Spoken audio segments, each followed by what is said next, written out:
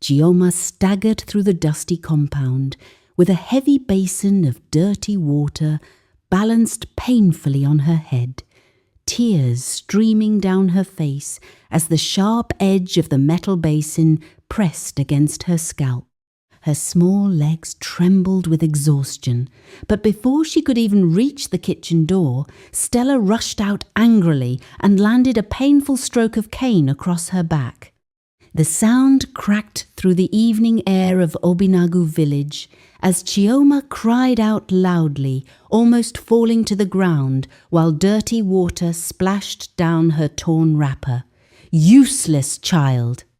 Stella shouted, raising the cane again. "Since morning you have done nothing but eat food in this house." And there, under the old mango tree beside the mud house, Emeka sat silently on a wooden bench, lowering his eyes as though the crying child in front of him was not his own daughter. That was the evening the entire compound watched Chioma kneel on the bare ground, shaking with tears, while her father remained quiet for the sake of peace in his new marriage. But what nobody in Ezenwachi Compound understood that night was that silence inside a family can grow into something dangerous. Because sometimes karma does not begin the day cruelty happens, it begins the day people who should protect an innocent child choose to say nothing instead. Sit back as we unveil this shocking story. Chioma had not always known this kind of pain.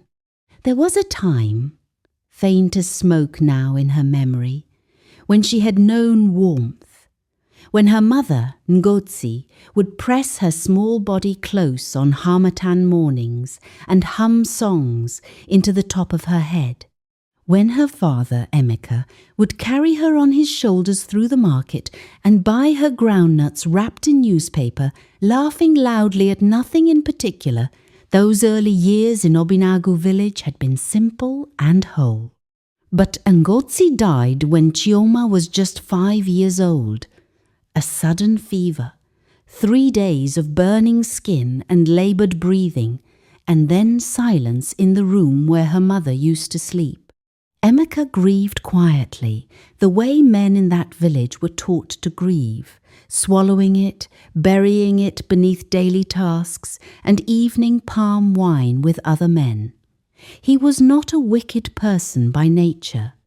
Those who knew him described him as a gentle man, even-tempered, never one to raise his voice unnecessarily.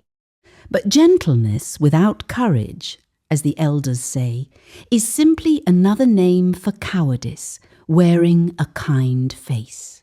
When Stella came into his life 2 years after Ngozi's death, Emeka told himself it was for Chioma's sake. A child needed a mother, a home needed a woman's hand. He repeated this to himself so often that he almost believed it fully. Almost. Stella was sharp-featured and loud-voiced, the kind of woman who filled every room she entered with her presence.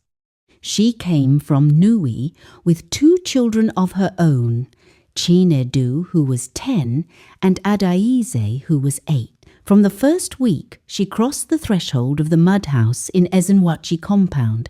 Something shifted in the air. It was not dramatic at first. A harsh word here, a curt instruction there. Chioma was put to work before Stella's children woke up, and long after they had gone to sleep. The compound women noticed, but said little, telling themselves it was merely the adjustment period of a new marriage. "Give her time," they whispered to one another across their cooking pots. "She will settle." But Stella did not settle. She hardened. Chioma, now 7 years old, learned the geography of survival quickly. She learned which footsteps meant calm and which meant a beating was coming. She learned to finish chores before being asked, to disappear when Stella's mood darkened, to eat whatever was left after everyone else had finished. She learned to cry, quietly, pressing her face into the threadbare mat beside the kitchen so the sound would not disturb her stepmother's sleep and bring worse punishment by morning. She learned, most painfully of all, that her father's love existed in a small locked room inside him that he had decided never to open again. Emeka saw. That was the truth nobody in Ezenwachi Compound fully said aloud, because saying it plainly would have required them to also ask why a father watched and did nothing. He saw the cane marks on his daughter's arms. He saw the way she flinched when Stella moved toward her suddenly. He saw the dark circles beneath her eyes from sleeping in the cold kitchen while his other children lay on foam mattresses in the inner rooms. He saw, and he looked away. Every single time. He told himself it was wisdom, that confronting Stella would destroy the marriage, and a destroyed marriage would make Chioma's life even harder. He told himself he was protecting peace. That peace in a home benefits everyone, including the child. He built these arguments the way a man builds a fence, plank by plank, each one covering the gap left by his own guilt, until he could no longer see clearly what was on the other side. Life in Ezenwachi Compound had its own rhythm. It was a large, shared space of mud-walled houses arranged in a loose square around a central courtyard.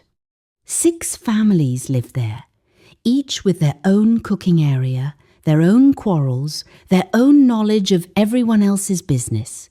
In such a place, very little goes unseen. The women of the compound Mama Ugochi, Nkechinyere, the widow called Ugo, all watched what was happening to Chioma with growing heaviness in their chests. They would see her hauling water from the borehole before the roosters had finished crowing. They would see her bent over a pile of Stella's wrappers at the washing stone, her arms raw, while Adais sat nearby eating corn on the cob. They would see the way her school uniform disappeared from the clothesline one rainy season morning and was never replaced because Stella had decided the girl was more useful at home than in a classroom. One woman among them could not remain entirely silent. Mama Ugochi was 71 years old, a widow who had buried a husband and 2 sons and emerged from each loss like iron that has been through fire harder and cleaner. She lived in the corner house near the mango tree, and her door was never fully closed. She had watched children grow up in Ezenwachi Compound for 4 decades. She knew what a healthy child looked like and what a suffering one looked like, and she knew exactly which one Chioma was. She began leaving food out for the girl. Not conspicuously, Mama Ugochi understood Stella's pride well enough to know that obvious charity would cause Chioma more trouble than hunger did. A small bowl of soup placed just inside her doorway after dark, a wrapping of rice pressed into Chioma's hand as the girl passed with firewood, a cold piece of yam set on the window ledge of the kitchen where Chioma slept. Small mercies delivered so quietly that they carried no witness. But Mama Ugochi did not stop there. She had books, old ones, their covers worn and their pages yellowed, school textbooks from her grandchildren's years in the village.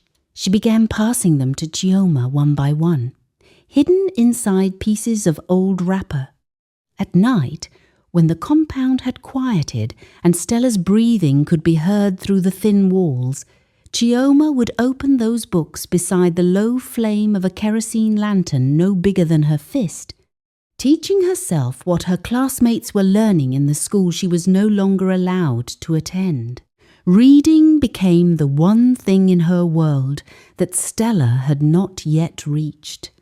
Every page she understood felt like a quiet act of survival. Mama Ugochi also spoke to Emeka. Twice she sat him down with the directness of a woman who has lived long enough to fear nothing. She told him plainly that silence is not peace, it is merely the space where damage grows when nobody stops it. She told him that a man who fails his child for the sake of a woman's comfort has not kept peace. He has only delayed its destruction. Emeka listened. He nodded. He thanked her respectfully. And then he went back under the mango tree and continued to lower his eyes. Stella's cruelty had a rhythm to it, rising and falling with her moods and the state of her business. She sold fabric and provisions in the Obinagu market, a trade she had brought with her from Nui, and in the beginning it had done reasonably well. But as the months stretched into years, small things began going wrong that she could not explain. A trusted customer who had bought from her for 2 years suddenly began patronizing another seller without explanation.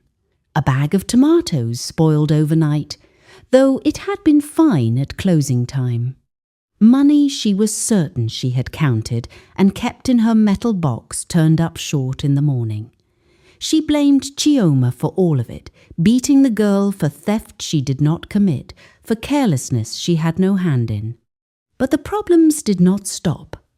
If anything, they quietly multiplied. At home, Chinedu was changing in ways Stella refused to fully see, because seeing would have required her to stop watching Chioma and start watching her own son. He was 14 now, broad-shouldered and restless, spending his evenings away from the compound with boys from the main road whose names his mother did not know. He had grown evasive and irritable. Small amounts of money began vanishing from the house, first coins, then notes, then amounts large enough that even Stella could not pretend it was her own forgetfulness. She blamed Chioma. Even when Chinedu came home with bruised knuckles and smelling of something sharp and chemical, even when the teachers at his school sent word that he had not appeared in class for 2 weeks, Stella's anger returned always to the girls sleeping beside the kitchen. Chioma had brought bad luck into the house. Chioma's dead mother was working against them from the grave. Chioma was a curse wearing a child's face. Adais, meanwhile, was becoming a stranger inside her own home. At 16, she was sharp-tongued and contemptuous, answering Stella with a rolling of eyes and long silences that curdled the air. She had watched her mother's cruelty for years and absorbed something from it, not the cruelty itself, but a deep disrespect for authority, a sense that the rules of a household existed to be negotiated rather than followed. She fought with Stella over small things and large things with equal intensity. The compound, once merely curious, was now beginning to murmur. Papa Eze, the oldest man in Ezenwachi Compound, a retired schoolteacher who still walked with his hands behind his back, as though supervising an invisible classroom, had begun watching the situation with particular attention. He had tried once to speak with Emeka, man to man, under the shade of the mango tree.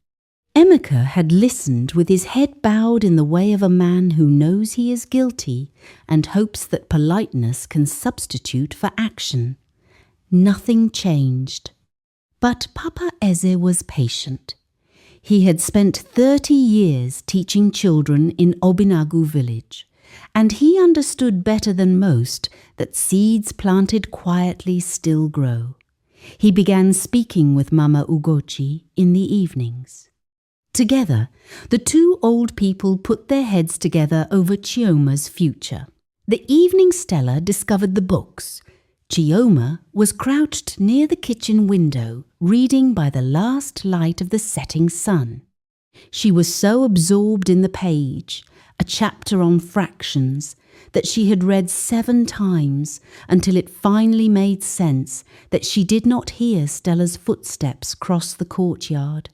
The book was yanked from her hands so suddenly that the edge of the cover sliced a thin line across Chioma's palm. Stella stood holding it, her face moving through several expressions before settling into something cold and furious. She turned the book over, saw Mama Ugochi's old handwriting on the inside cover, and understood exactly where it had come from. She went to the corner of the kitchen where Chioma kept her small hidden things, a bundle of old cloth, a tin cup, and 3 more books wrapped carefully in a piece of faded ankara. She brought them all to the centre of the courtyard. The fire she built was small and quick. Other compound members came out of their doors at the smell of burning paper. That particular smell, clean and sad, that belongs only to books. Chioma did not scream. She stood at the edge of the courtyard with her bleeding palm pressed against her wrapper and watched the pages blacken and curl with the expression of someone who has learned that screaming changes nothing. But inside her chest, something was happening that was harder to describe than pain. It was the feeling of a door closing, not the door to hope that one she had managed, somehow, to keep open through everything, but the door to any remaining belief that things inside her father's house would ever be put right by the people who lived there. "You think you are better than my children?" Stella said, turning to face her over the flames. "You think these books will make you somebody? You are nothing. You will always be nothing in this house." Emeka was standing at the entrance to the main room. He had heard the noise and come out. He saw the fire, he saw his daughter's face, he saw the blood on Chioma's palm. He said nothing. He went back inside. That night, Mama Ugochi held Chioma in her corner room for a long time without speaking. The old woman simply sat beside the girl with one weathered hand resting on her back, while Chioma shook silently. There are some griefs too large for comfort, and Mama Ugochi had lived long enough to know that what a person needs in those moments is simply to not be alone in them. When the shaking slowed, she spoke.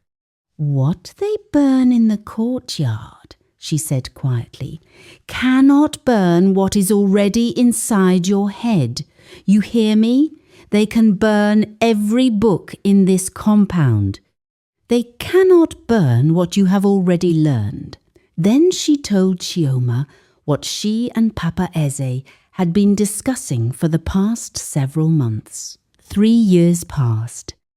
In those 3 years, many things changed in Ezenwachi Compound, all of them in the direction that Mama Ugochi had warned Emeka about, back when warning might still have meant something. Through a combination of Papa Eze's connections and Mama Ugochi's quiet financial sacrifice, Chioma was enrolled in a school in the next town, quietly, without Stella's knowledge. She stayed during the week with a relative of Papa Eze's and returned to the compound only occasionally. Most in the compound knew. Stella did not ask questions about Chioma's disappearance, being glad of it. In that school, Chioma became what she had always been trying to become, not remarkable in any dramatic way, but steady and capable. The kind of student teachers trust with responsibility. She studied with the intensity of someone who has learned that knowledge is the one thing that cannot be taken from you in the night. Back in Ezenwachi Compound, Stella's business completed its slow collapse. The fabric trade was gone. A brief attempt at selling provisions from home ended in debt. The debts piled against the family name, the way fallen leaves pile against a doorstep, quietly, steadily, until suddenly the door will not open. Chinedu's journey had taken him somewhere far darker. He had graduated from petty theft and bad company into something the compound spoke about in lowered voices involvement with a group of young men from the main road who had crossed the line from recklessness into crime. The details were unclear, as such details usually are before the night they stop being unclear. That night arrived during rainy season, when the sky over Obenagu village turned the colour of bruised iron, and the rain fell so hard it flattened the cornstalk fences behind the compound. It was past midnight when the shouting started at the compound gate. 3 men carried Chinedu in. He had been caught in a robbery that went violently wrong, not as the robber, but as the one found in the wrong place when the victim fought back. He was bleeding from his side and unconscious. The men laid him on the ground in the courtyard and left before Stella had finished processing what she was seeing. Her screaming woke the entire compound. She needed money for the hospital. Cash immediately for the emergency ward to even take him in. She turned to Emeka, who had been reduced over 3 years of guilt and silence to a man who barely filled his own shadow. He had nothing. The family had nothing. His quiet and his fear had cost them more than just his daughter's childhood. They had quietly cost him his own authority in his home, his standing in the compound, and the financial stability that comes when a family actually functions. Stella moved through the compound in the rain, knocking on doors she had spent years treating with arrogance. The doors that opened did so out of human decency, not out of warmth. The people inside them could offer little.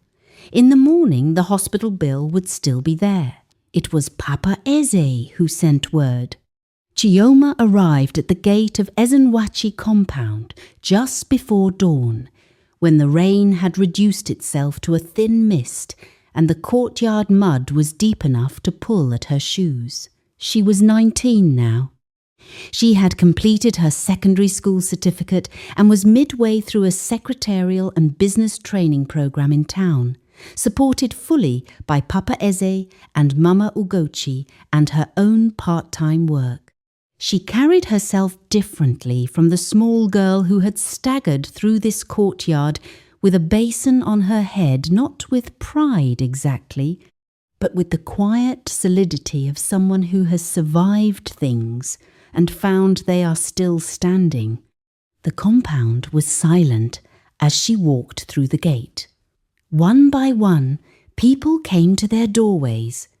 Nkechinyere Ugo, old men who had sat under the mango tree watching, children who had grown up watching.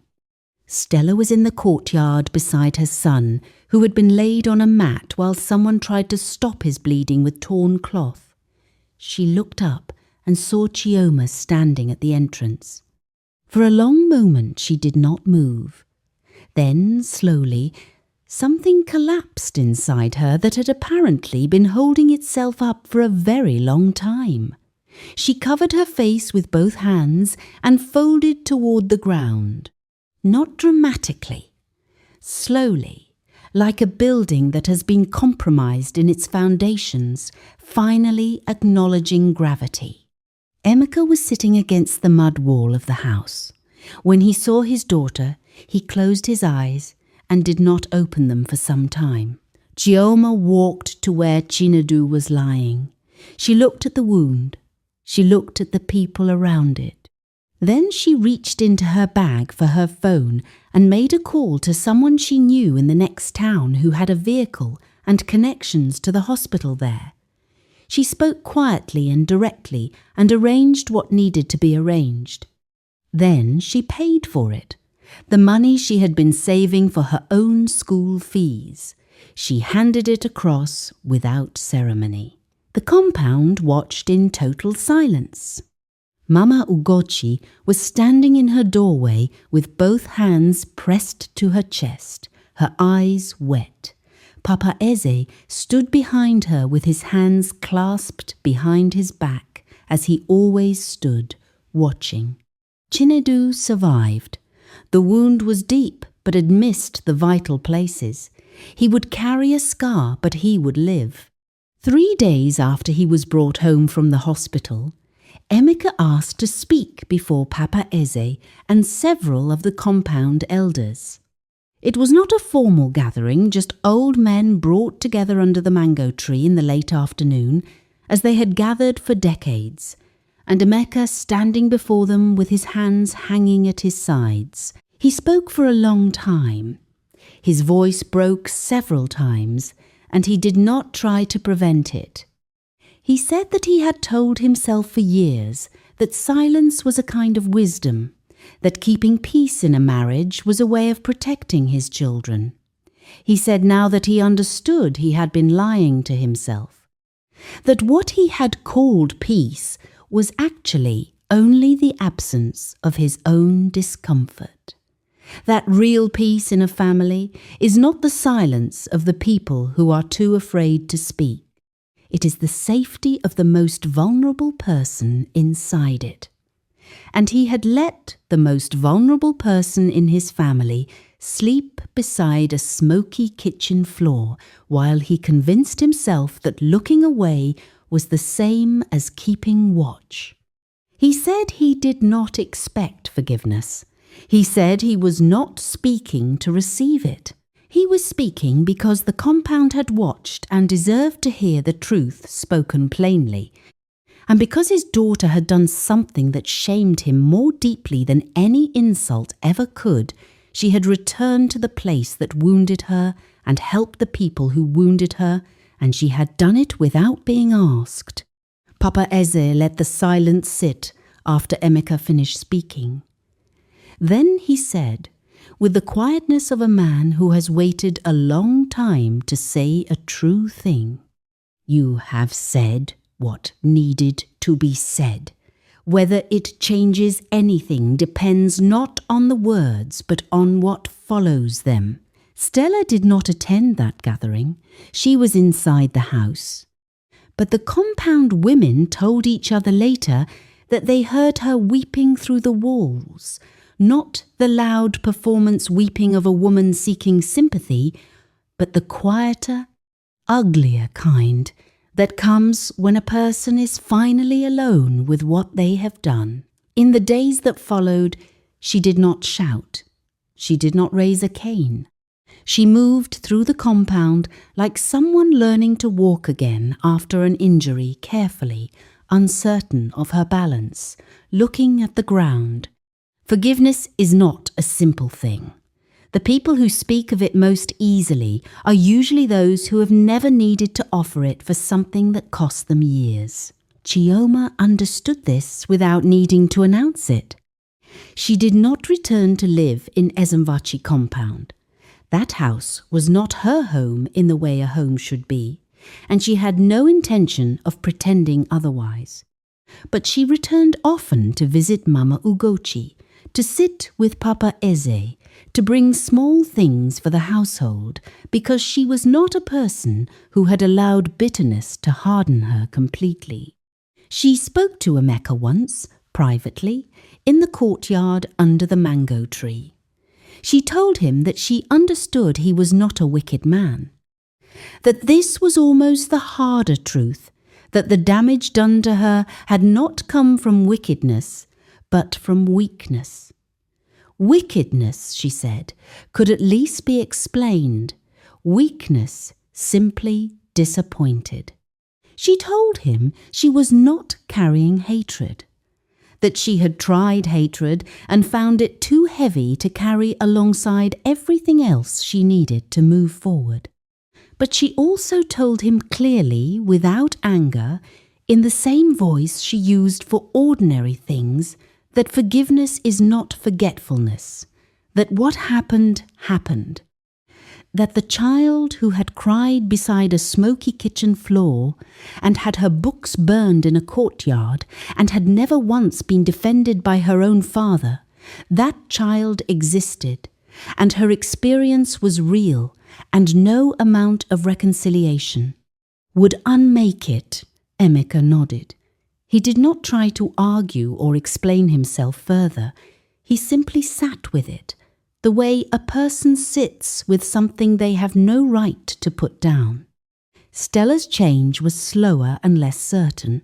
It did not come in a moment of dramatic transformation, but in small, accumulating adjustments, a different tone when speaking to women in the compound, less arrogance at the market, a particular way she began watching the children of the neighbourhood that suggested she was seeing something in them she had not allowed herself to see before. Adais, confronted at last with the consequences of years of dysfunction, grew quieter and more serious. She returned to school. Chinedu, bearing his scar and his near death like a man who has been handed a second chance he did not earn, began slowly pulling himself back from the edge. It would not be a straight road, but he was walking it. There is a particular quality to late afternoon in Obinagu village that exists nowhere else. The light that comes through the trees at that angle is golden and thick, and it makes everything look slightly more permanent than it is. One such evening, Chioma stood near the old mango tree. She was visiting Mama Ugochi, who had needed help repairing a section of her doorframe, and she had stayed longer than she planned, as she always did. She stood now in the courtyard with her arms crossed, watching children come home from school across the compound, their bags bumping against their backs, their voices overlapping, someone arguing with someone else about something that would be forgotten by tomorrow. No child in Ezenwachi Compound slept beside the kitchen anymore. She had never made this demand openly, never issued it as a condition of anything. It had simply shifted, the way things sometimes shift in households when enough has happened and enough has been witnessed. Stella had moved things quietly. The kitchen was the kitchen again, and the children of the compound slept where children should sleep. Mama Ugochi came to stand beside her, moving with the careful slowness of her age, but still upright, still present, still occupying the world with the same uncompromising dignity that had sheltered Chioma through her worst years. "You are thinking again," the old woman said. "I am always thinking," Chioma said. Mama Ugochi looked at the mango tree, the same tree under which Emeka had sat silent through all of it, all those years ago. The tree had no knowledge of this. It was simply a tree. "The village still talks about what you did," Mama Ugochi said, coming back, paying for the boy. Chioma was quiet for a moment. Then she said, "I did not do it for them." Mama Ugochi looked at her. "I did it so I would know who I was," Chioma said, "so that what they did to me would not become who I am." The old woman nodded, slowly. The way a person nods when they hear a thing that could only have come from real suffering truly processed. The children across the compound were calling each other's names as they disappeared through doorways. The evening was settling. Somewhere, a pot was being placed on a fire, and the smell of wood smoke moved through the courtyard the way it always had, ancient and ordinary, belonging to every story ever told in a village like this one. Karma, in the end, had not come roaring into Ezenwachi Compound like a fire. It had arrived the way truth usually arrives, quietly, completely, and long after the people who needed to understand it had stopped looking for it. It arrived in the form of a young woman standing upright under a mango tree, and the final lesson settled over that compound like the evening itself, gradual, complete, and undeniable. Sometimes, karma does not arrive to destroy people immediately. Sometimes it waits patiently until the people who caused pain finally understand what that pain truly cost. And sometimes, the greatest shame in a family is not cruelty itself, but the silence of the people who had the power to stop it. If this story touched your heart, don't forget to subscribe to our channel and turn on the notification, because we bring to you real-life stories that will inspire you. God bless you, and see you in the next video. Please don't forget to subscribe. Thank you.